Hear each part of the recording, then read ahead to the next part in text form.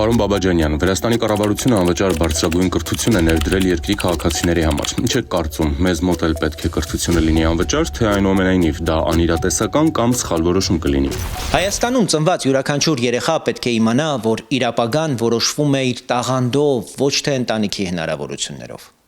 Հայաստանում բարձրագույն կրթության պետական ֆինանսավորումը երկրի համախառն ներքին արդյունքի մոտ 0.5%-ն է կազմում, իսկ ուսանողների մեծ մասը սովորում է վճարովի։ Դա նշանակում է, որ հազարավոր խելացի երիտասարդներ կամ չեն ընդունվում բուհ, կամ թողնում են կրթությունը կիսատ ֆինանսական բեռի պատճառով։ Աշխարհը մինչդեռ վաղուց հասկացել է, անվճար ու հասանելի բարձրագույն կրթությունը ծախս չէ, այլ ներդրում մարդու մեջ։ Գերմանիայում պետական համալսարաններն անվճար են։ Արդյունքը բարձր արտադրողականություն եւ միջինում շուրջ 40%-ով ավելի եկամուտ բարձրագույն կրթություն ունեցող քաղաքացիների համար։ Ֆինլանդիայում անվճար մոդելը ստեղծել է ամենահավասար հասարակություններից մեկը աշխարհում։ Հայաստանը ժողովրդագրական անկման մեջ է՝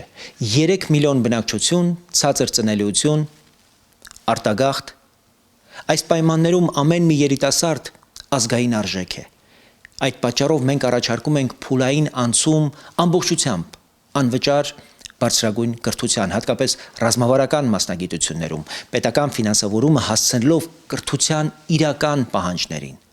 Պետությունը պետք է ասի յուրաքանչյուր երիտասարդի. դու բեռ չես, դու երկրի ապագան ես, եւ քո տեղը այստեղ է, Հայաստանում։